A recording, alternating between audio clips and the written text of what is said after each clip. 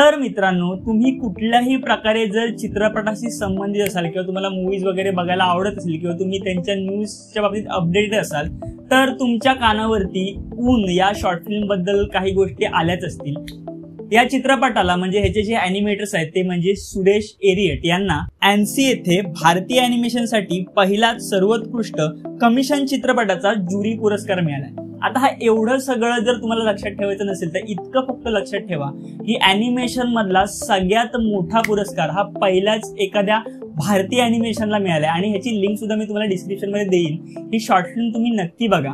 आता ह्या specific short फिल्मचा उल्लेख आपल्या चॅनलवरती का केला जातो, जे बघतात रेग्युलर त्यांना माहिती आहे की आपण फारसे मराठी मूवीज इथे कव्हर करत असतो, पण ही जी शॉर्ट फिल्म आहे ना ह्यामध्ये ते मेंढ्यांपासून मिळणाऱ्या गोष्टी आणि खास करून बाळूमामांविषयी सांगितलं गेलंय आणि ही अशी गोष्ट खरं तर आपली संस्कृती आहे, ती आपली परंपरा आहे, पण अशा गोष्टी जर तुम्ही आत्ताच्या युथला सांगायला गेलात तर तितक्याशा त्यांना अपील होत नाहीत। पण जेव्हा अशी एखादी फिल्म येते आणि ती अशा एका मोठ्या अवॉर्ड पर्यंत जेव्हा पोहोचते आणि आता ह्याची इतकी चर्चा होते ना, तेव्हा ती परंपरा आणि खास करून बाळूमामांविषयी आत्ताच्या युथला इतक्या चांगल्या प्रकारे समजलं जाणार आहे। खरं तर अशी जेव्हा एखादी गोष्ट येते ना तेव्हा फार आता सर्चिंग सुरू होईल की बाबा बाळूमामा कोण आहेत, त्यांची काय गोष्टी आहेत। खरं तर ह्या सगळ्या गोष्टी आपल्या संस्कृतीपासून खूप आधीपासून सांगितल्या जातात आणि बाळूमामांनी खरं तर त्या गोष्टी खूप आधीपासून ओळखल्या होत्या की मेंढ्यांपासून होणाऱ्या जे काही फायदे असतील, त्यांच्यापासून मिळणारी औषधं किंवा त्याचे जे वापर आहेत किंवा त्याच्यामधून जो व्यवसाय निर्माण केला होता त्यांनी घोंगडीचा,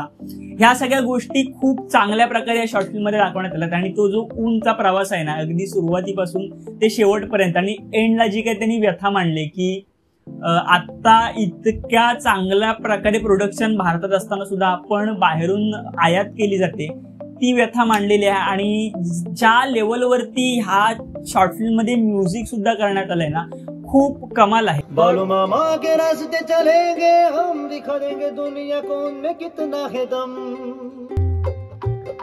आणि बाकी फिल्म मधले मी व्हिज्युअल्स तुम्हाला या व्हिडिओमध्ये दाखवणार नाही, ते तुम्ही फिल्म मध्येच बघा, पण इथे मी तुम्हाला दाखवेन की काय लेवलची मेहनत घेतली गेली ही फिल्म करताना। खरं तर स्टॉप मोशन ॲनिमेशन हा प्रकार ज्यांना माहिती आणि ज्यांना माहिती नाही तुम्ही एक युट्यूबवर नॉर्मल सर्च देऊन बघा, तुम्हाला कळेल किती मोठी प्रोसेस असते। एक एक फ्रेम तुम्हाला स्वतः मॅन्युअली ॲनिमेट करावी लागते आणि त्याच्यासाठी तुमचं विजन किती चांगलं असणं गरजेचं आहे हे ज्यांना माहिती आहे त्यांना माहिती आहे। आणि खरंच इतक्या कोर किंवा ग्राउंडेड विषयावरती इतकी मेहनत घेऊन अशी फिल्म येते आणि इतक्या मोठ्या लेवलवरती इतका चांगला पुरस्कार मिळवते, खूप मला वाटतं अभिमानाची गोष्ट आहे। आणि म्हणून मला वाटलं की हा विषय बोलावा। याची लिंक मी जसं तुम्हाला सांगितलं आपल्या डिस्क्रिप्शन मध्ये आहे।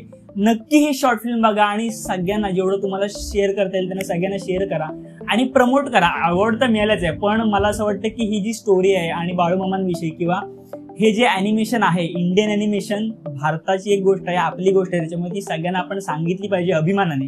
त्याच्यामुळे प्रत्येकाने शेअर करा आणि आमचा हा व्हिडिओ कसा वाटला हे आम्हाला कमेंट सेक्शन मध्ये नक्की सांगा आणि ती फिल्म कशी वाटली हे सुद्धा कमेंट सेक्शन मध्ये नक्की सांगा। आपण भेटूया पुढच्या व्हिडिओमध्ये, तोपर्यंत मूवीज बघत राहा, थिएटर्स मध्ये जात राहा आणि मूवीज, इनसाइट्स, न्यूज आणि ट्रेंडसाठी मिंट एंटरटेनमेंटला सबस्क्राईब नक्की करा।